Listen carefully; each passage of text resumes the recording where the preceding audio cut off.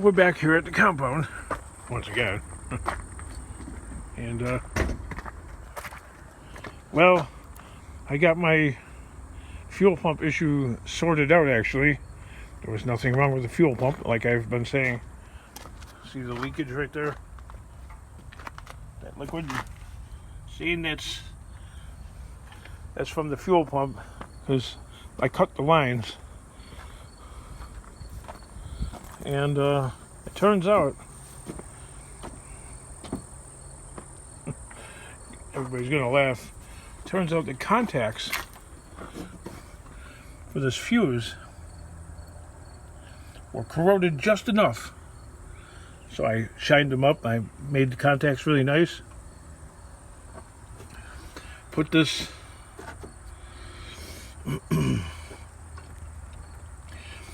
ghetto rigged relay back in there, and when I closed the contact like that, it activated the fuel pump, and before that wasn't happening. So I'm mad at myself for going through all this crazy stuff when it started out with just a corroded fuse. It's not even a bad fuse. Fuse is fine. It's not blown.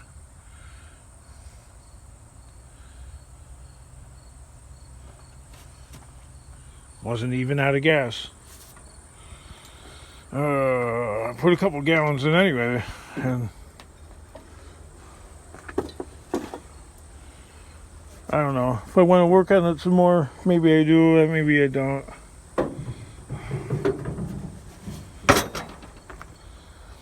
So the other yard, it's like it doesn't stop. It doesn't ever stop. Like the problems it's like playing fastball, okay? And I'm not a very good designated hitter. It's like one after another. No, you know, I can't keep up with it. Honest to God. So I got that scrap contact. They had a bunch of stuff. They got more for me. They have a stake bed pickup, like I don't know, something, and some other scraps to have to go and collect. But yeah, my go-to scrapyard is closed. They're closed today, and now they're going to be closed again tomorrow. So I have the other choice of going to that other scrapyard, which is way further away, which I don't really like to do. So that brings everything to a standstill, pretty much. I mean, there's the little itty-bitty scrapyard. I could go to them and, I don't know, take some goodies there. Although I'm pretty low on copper now, so now that the price went up, the king is low on copper.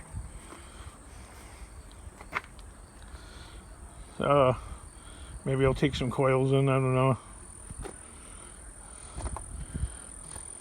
Just enough to scare up $100.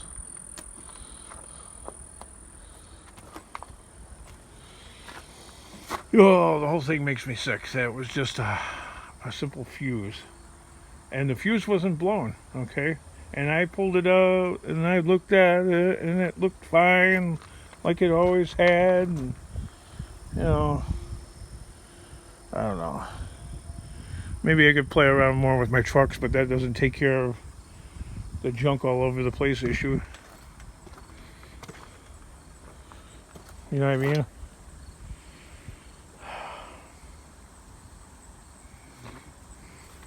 Welcome back to the compound.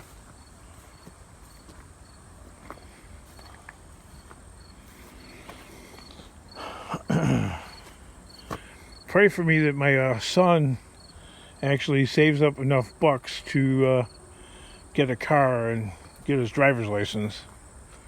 Because, man, I've been up since 3:30 this morning. Because he works all the way in the city. Okay? So the wife's car is falling apart. You know, the repair that I did on it? Well, a defective car part.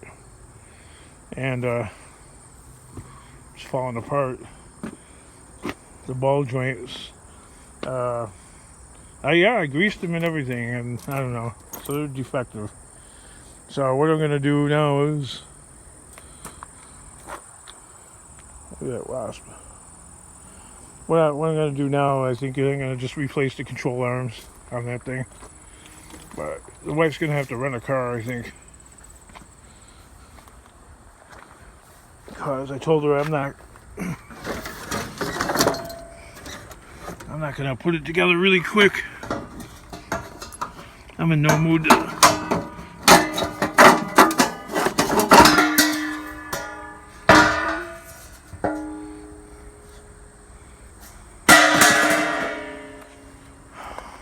You know what I mean? There's a perfectly good Toro recycler that somebody took the battery out of, and then I needed a part from it. I just cut the axle and sawzall. That thing is trashed. Basically. More or less.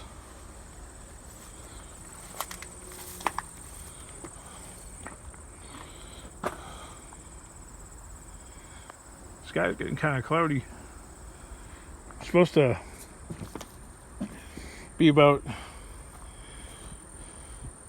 10, 15. It's supposed to be about almost 20 degrees cooler tomorrow. Today it got up to 87 degrees. Tomorrow it's supposed to just get up to 67.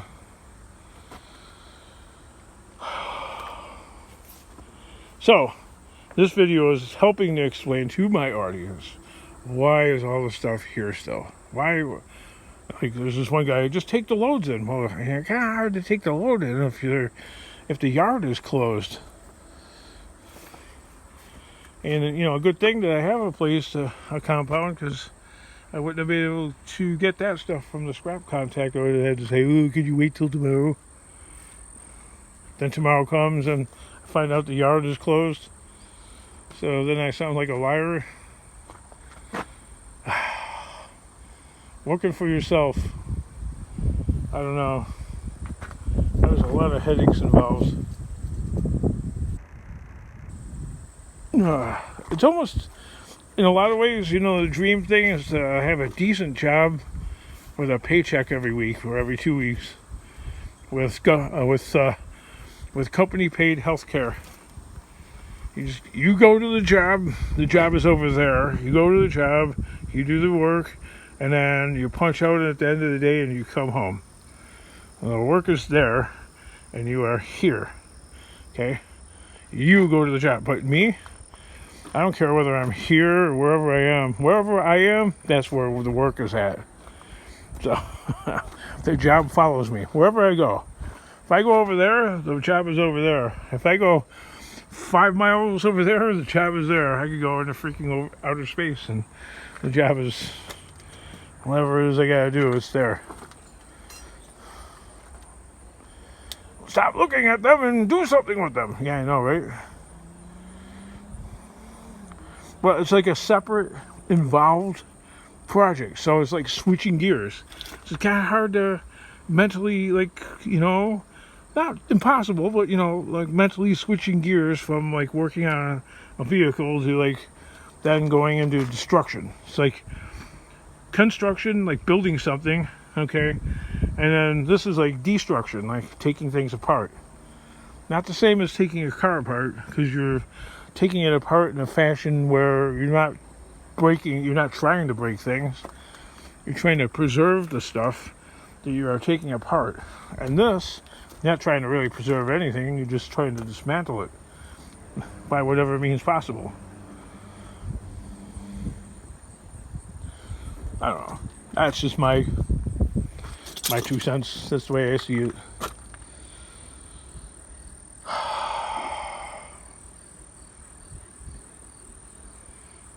What do you all think? It's like just staring at the same stuff. Actually, I could at this point, the remaining stuff that I got out there, I could actually, if I really think about it, I could actually condense it in a smaller area, that would be lovely. Wouldn't be the perfect solution, but you know, that sure would be miles ahead of where I'm at now. Are we going to do that right now? I want to, but I don't know if I have the energy. I never finished this project because the other project came up. See how that goes? So I want to do that. I had some commenters say, well, you got to put the handle on the inside of the door? What? Why would I do that? That don't make sense, man. No, the handle is on the outside of the door. Come on. Come on, people. The handle is on the outside of the door. See, there's one right there. So whatever one I bisect right there, I'll put a handle on that. So, I don't know. I could stand on the step, maybe. Which would be... It's only 6 inches, so... I guess... Here at the compound, I could stand on something and... Or get a stick and move the top part that I separated. Move that up first, out of the way. And once that's out of the way, then I could move the bottom part. Much easier, less weight. Because that's a heavy door. And if there's like something that shifted and is leaning against that door, it would be impossible to open. I don't know.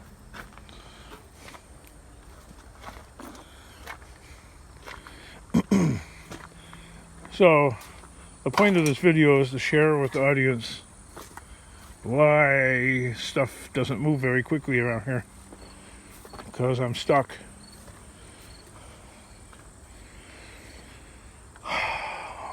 See, it wasn't always this way. At one time, you know, both those trucks were going. You had the white one and the yellow one. Quite a ways back. Like before I had this place. I used to have that big yellow truck on my property in my driveway, and then, you know, problems with the local government, and then, you know, I put it out in the street. Okay, and that lasted for about a year and a half, and then son Weisenheimer figured out that they could call the police and give me tickets for too heavy of a vehicle for the street. Whatever. So then I had to rent a parking spot, but it was in the neighborhood, and it wasn't too bad. It still worked. It wasn't as convenient as having it right there on your own driveway or right in front of the house. Actually, I preferred it. Oh, it doesn't matter. Having it in the street was convenient because you could just back the pickup truck right up to this and unload. Man, I could fill this in a weekend. I swear to God. One weekend I could have this whole truck filled and then actually have stuff left over. Like to go into there or something like that. But anyway, I had to park it about a mile and a half away from the house, and it made it less convenient. But then I started scrapping in the neighborhood where I had the truck parked, mostly, and it made it easier, actually, once again. So it wasn't so hard. It's still my truck on somebody else's property, and limited to what I could do with it, you know, work on it, yada yada. I could fill that thing. And that's when the scrap prices were higher too. Like 200 and something, 300 and something a ton. There really wasn't any big money woes to speak of. Matter of fact, the wife didn't even have a job for a while there, and we were perfectly fine. Believe it or not, we weren't doing great, but we were able to pay the bills. So then, flash forward almost 4 years ago. Yeah, 4 years ago, and I'm like, this is me, okay? Alright? This isn't you. This is just me sharing. I'm sharing me with the whole world, okay? This is me thinking, okay? I'm thinking, wow, 8 years of a bummer. I know I'm bringing politics into it. But you know, during those 8 years, the price of scrap was pretty bad.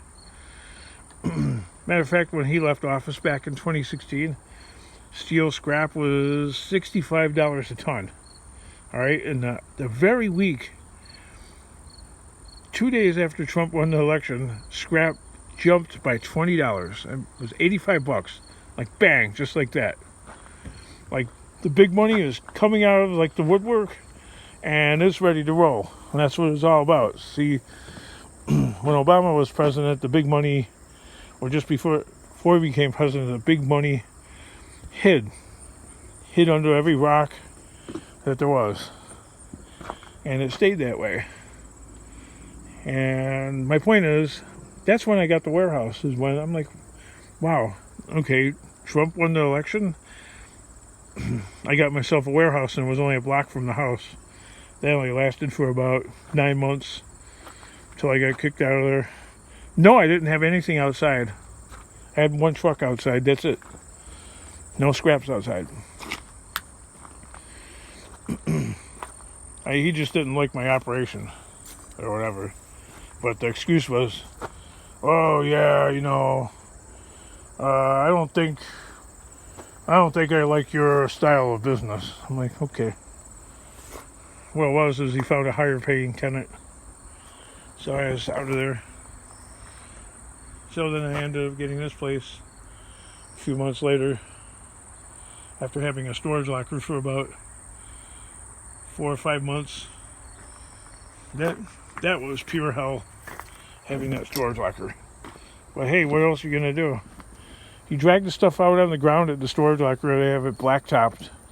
So even if I don't do any work on it, just like the dust, see like the dust from the air conditioner, it gets on the blacktop, and now the blacktop is all stained and all that. And then you got the management from the storage locker complaining about, you know, that I'm spending about an hour every day cleaning. I don't like to do that. I mean, that's ineffective. It becomes inefficient. Sure, it's great to keep the place clean. That's a lot of energy going into doing that. So then I get this place. This place is a little bit further away, obviously, so it's got to work differently. What is that?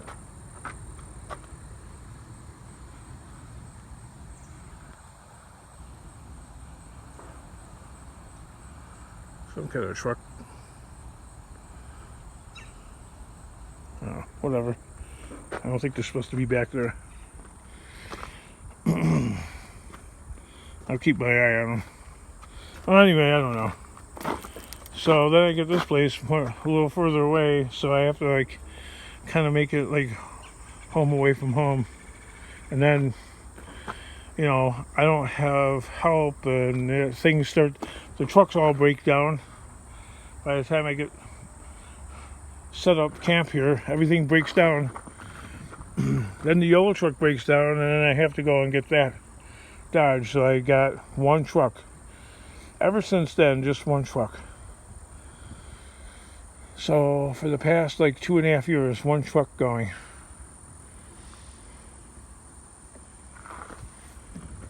And if I didn't go to the scrapyard today, there's no cash in the hand at all. No, I don't have my hand out, okay? I don't have a PayPal or anything. It would be nice, actually. I mean, I've had several subscribers say, oh, you should get a PayPal. And, you know, people will donate to you. Well, yeah. I don't know.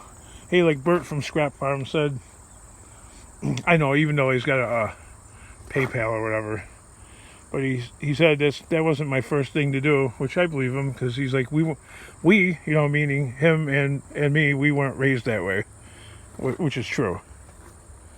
I mean, it's just one of them things. So, and my son is like, well, you know, because people always offer suggestions on like why the channel isn't growing the way it needs to, and people are like, well, look at Tucker Upper. He's doing pretty good, not the greatest, but there's character development.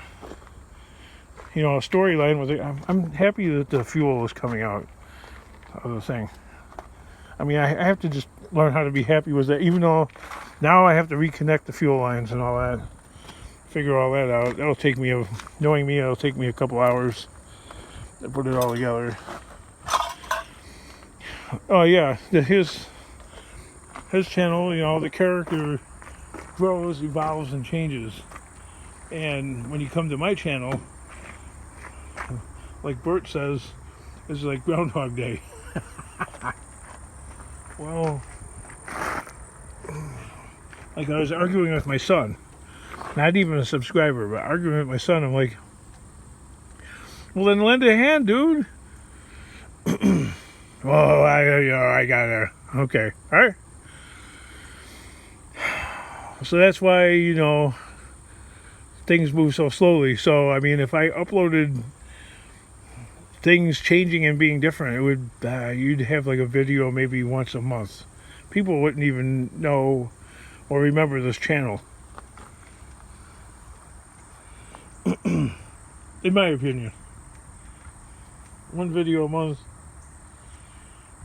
forget about it.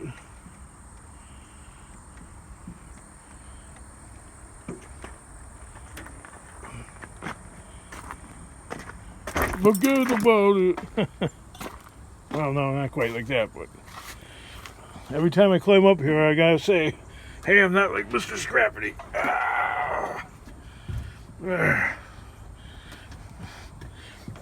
If I wasn't 325 pounds, I could probably run up it. See, I got that fuel pump thingy from the red truck onto here, and I got all that plugged in, but the fuel lines need to be reconnected, and it's not so simple as just reconnecting them. I gotta go to the parts store and get appropriate sized fuel lines, like one for that.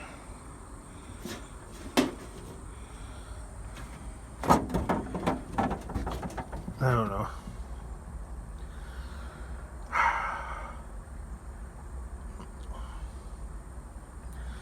It's a little aggravating, guys, but it is what it is.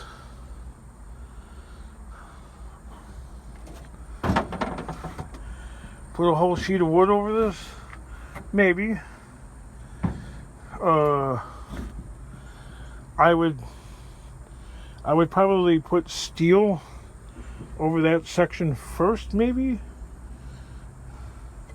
because it's really close to the floor, and maybe take like a 2x4 and go across there and go across there on the floor, and then put the wood on top of that, so there's a good amount of space between, you know, the flexing. You know, you put scrap in here, it's naturally going to flex, and I don't want it to damage all that. That's just my opinion, I don't know.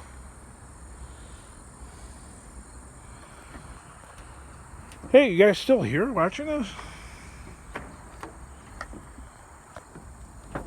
Oh, look at me getting down.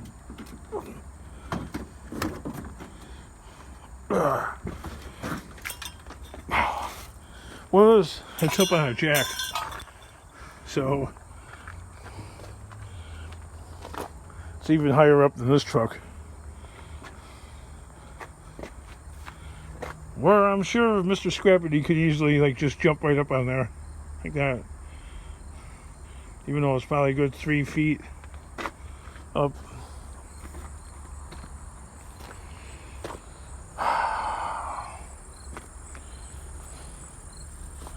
I've been out cooking out in the sun all day, man. I don't feel good. I still got that on there. I really don't want that on my truck, but what am I going to do? I'm going to have to either take it off the truck, cut it into halves, or just take it off the truck, period, and wait for the more local yard to open up. Because I'm afraid it's going to rip this crummy wood construction apart. I don't have real problems. Things are, I don't know, lazy or hardworking. Yeah, I'm making a decision in my head as I'm yapping. No, the yard didn't want to take the seat. And they used to take them, but they're like, oh, well, we have a new shredder process and we're not taking those anymore. So I have to peel all the stuff off or toss it into the fire over there. It's an old Cadillac Seat from 1949. Got like I mean, they still have these things, but it's not a chain. Look at that, it's kind of fancy.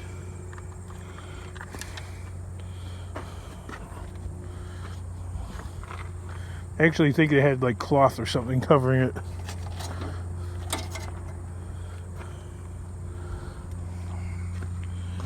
That thing is as heavy as a living room couch. It really is. That sucker is like really heavy. Oh, no, I feel another squirrel moment coming on. Where is that thing? Where is that plane? Deplane, deplane, deplane. Remember that stupid show? Fantasy Island. With Ricardo Montalban. And Reve Villacheres. Funny. I was the Chrysler spokesman for a while. Remember that? See you in the next video.